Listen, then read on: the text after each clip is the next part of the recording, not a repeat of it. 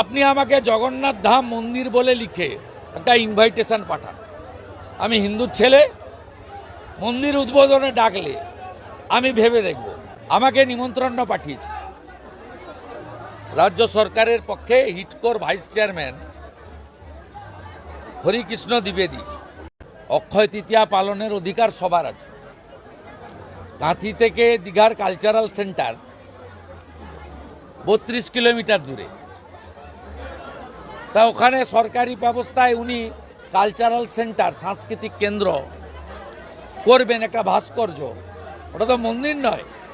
আমাকে নিমন্ত্রণ পাঠিয়েছে রাজ্য সরকারের পক্ষে হিটকোর ভাইস চেয়ারম্যান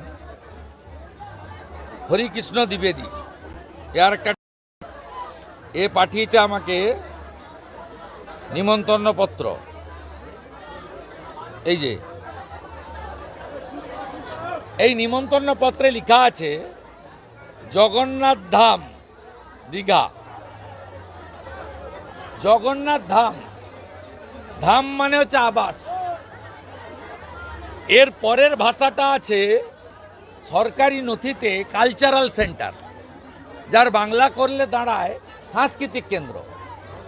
ওইটা লিখলে তাহলে মমতার ধরা পড়বে। তাই জগন্নাথ ধামের পরে আর কিছু লেখেনি না। কালচারাল সেন্টার ওটা লিখতে হবে, সরকারি টাকায় করেছে। মন্দির লিখলে সরকারি টাকা খরচ করা যাবে না, তাই শুধু জগন্নাথ ধাম লিখে ছেড়ে দিয়েছে। মমতা ব্যানার্জি রন্ধ্রে রন্ধ্রে, পায়ের নখ থেকে মাথার চুল। আমি হরিকৃষ্ণ দ্বিবেদীকে চিঠি পাঠাচ্ছি সোশ্যাল মিডিয়ায় ট্যাগ করে।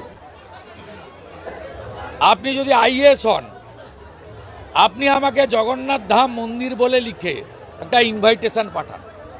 আমি হিন্দুর ছেলে, মন্দির উদ্বোধনে ডাকলে আমি ভেবে দেখব। আগে মন্দির লিখে পাঠান। মন্দির যদি লিখতে না পারেন, আপনার ব্যবসাতে প্রকৃত হিন্দু হিসেবে আমি নেই। আর আপনাদের মাধ্যমে আমি ঘোষণা করছি, মুর্শিদাবাদের শামশেরগঞ্জ ধুলিয়ান কালী মন্দির, বেদবনা শিব মন্দির সহ 9টা মন্দির অক্ষয় তৃতীয়ার পূর্ণ লগ্নে সকাল 10টায় পুরোহিত ডেকে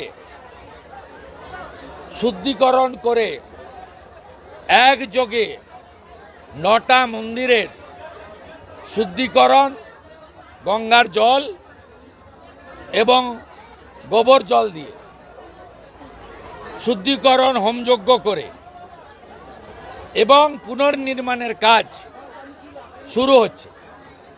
প্রাথমিক নির্মাণ কার্যের একটা অর্থ গতকালই আমি তুলে দিয়েছি।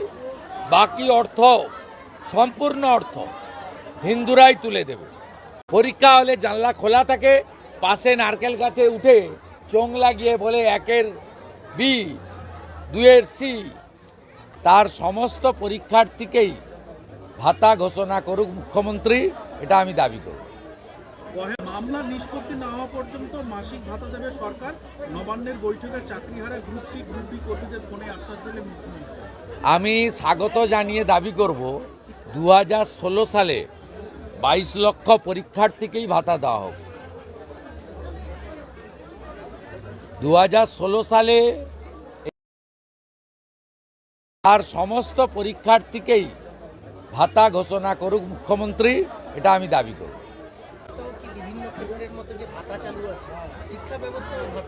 শিক্ষা ব্যবস্থাই নেই। যাদের পয়সা আছে প্রত্যেকটা ছেলে মেয়েকে ইংলিশ মিডিয়ামে ভর্তি করাচ্ছে, সিবিএসসি, আইসিএসসি।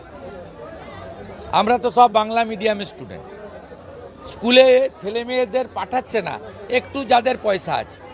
যাদের পয়সা নেই নিরুপায় পাঠাচ্ছে। 8000 স্কুল বন্ধ করেছেন মুখ্যমন্ত্রী। 8000 স্কুল, স্কুলে কিচ্ছু নেই। মাস্টারমশাইদের মিড ডে মিলের হিসাব রাখার কাজ দিয়ে দেওয়া হয়েছে।